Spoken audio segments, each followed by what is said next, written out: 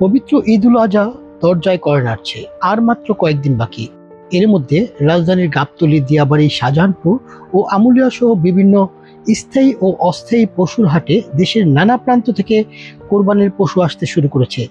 পাবনা, সিরাজগঞ্জ, কুষ্টিয়া ও উত্তরাঞ্চলে বিভিন্ন জেলা থেকে একের পর এক গরু বোঝাই ট্রাক ঢুকছে রাজধানীর হাইওয়েতে। ফলে ঈদকে ঘিরে রাজধানীতে তৈরি হয়েছে কোরবানির আমেজ। হাট সংশ্লিষ্টরা জানান, অধিকাংশ অস্থায়ী পশুর হাটে বাঁশ, ত্রিপল ও বিদ্যুতের সংযোগের কাজ প্রায় শেষ পর্যায়ে। খামারি ও ব্যাপারীরা নিজেদের সেরা পশু নিয়ে হাটে জায়গা বোঝা নিচ্ছেন।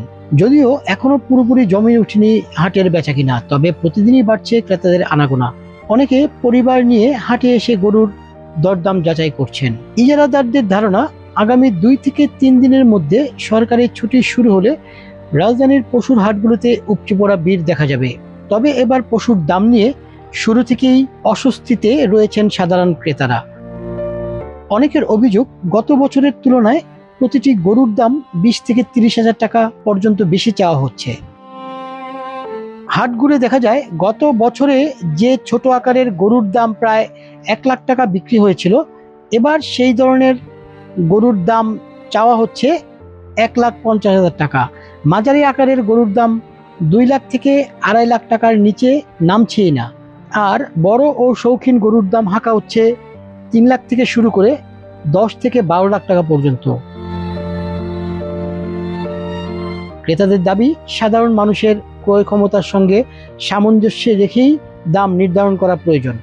অনেকেই বলছেন, হাটে গরু আসে, কিন্তু সাধ্যের মধ্যে গরু পাওয়া কঠিন হয়ে যাচ্ছে। অন্যদিকে খামারি ও বিক্রেতারা বলছেন, বাড়তি দামের পেছনে রয়েছে গোখাদ্য ও পরিবহন খরচের চাপ। অস্ট্রেলিয়ান প্রজাতির অ্যালবিনিও মহিষ, এটা হচ্ছে চাওয়া দাম হচ্ছে 5,50,000, আপনারা দামাদর করে নিতে পারেন। এটা 8 মণ ওজন আছে। এটা তো ভাই হচ্ছে রিয়ার মহিষ, এটা সবসময় পাওয়া যায় না। যেই সময় আমরা পাই কিনে রাখি, ফার্মে রাখি, বড় হয় যখন ঈদের সময় আমরা বিক্রি করি। এটা তো ভাই শখে কিনে মানুষ, কোরবানির সময় শখ করে কিনে। এটা ভাই মাংসের দরে বিক্রি হয় না। অন্য মহিষ যেমন মাংস কেজি হিসাবে নেয়, অনেক সময় মাংস দেখে মহিষ কিনে, কিন্তু ভাই এটা মাংস দেখে কিনে না, এটা মানুষের পছন্দ অনুযায়ী কিনে। সিরাজগঞ্জ থেকে আসা এক খামারি জানান, গত বছরের তুলনায় ভুসি ও খৈলের দাম প্রতি বস্তায় 400 টাকা থেকে 600 টাকা পর্যন্ত বেড়েছে। পাশাপাশি জ্বালানি তেলের দাম বৃদ্ধির কারণে ট্রাক ভাড়া অনেক বেড়ে গেছে। ফলে বেশি খরচে গরু লালন পালন করে কম দামে বিক্রি করে লোকসানের মুখে পড়তে হবে। এটা 2,80,000 চাচ্ছি। 2,80,000। কত কেজির মতো মাংস হতে পারে? এটা মাংস 70-80 কেজি। কুরবানিতে গোছ হিসেবে দাম হয় না, 6,000 পার দাম হয়, বুঝছেন ভাই।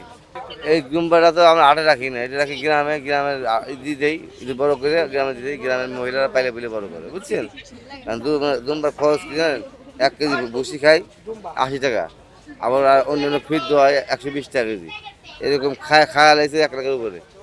এদিকে ঐতিহ্যবাহী পশুর হাটে ভিড় ও ঝামেলা এড়াতে অনেক ক্রেতা এখন ঝুঁকছেন আধুনিক অ্যাগ্রো ফার্ম ও অনলাইন পশুর হাটের দিকে। কিছু কিছু হাটে গিয়ে আমরা দুম্বাও দেখতে পেরেছি। গতবারের তুলনায় এবার দুম্বার দামও কিছুটা বাড়তি রয়েছে। ভাই কারণ ভাই ফ্যামিলি হিসাবে আর কি সবাই পছন্দ নেইমার, বাট এই জন্য আর কি কোয়ালিটি নেইমার বলে আর কি নেইমার দেওয়ার। বাট হ্যাঁ, অবিকাল আর কি নেইমার মানে চুল টুল আর কি মাথা তারপরে ভালো লাগে আর কি নেইমারের চুলের ভাই দেখলে ওর মাথা চুল এমন আর কি।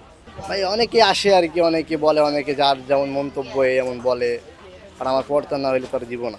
এবারের হাটগুলোতে মহিষ উঠেছে অনেক। মহিষের দাম কিছুটা চড়া হলেও মানুষ কিন্তু মহিষ কিনতে আগ্রহী হচ্ছেন। বাজার সংশ্লিষ্টদের আশা, আগামী কয়েকদিনের মধ্যে পশুর হাটের সরবরাহ আরও বাড়বে। তখন ক্রেতা বিক্রেতার দরদামের সমন্বয়ের মাধ্যমে বাজার কিছুটা স্থিতিশীল অবস্থায় আসতে পারে।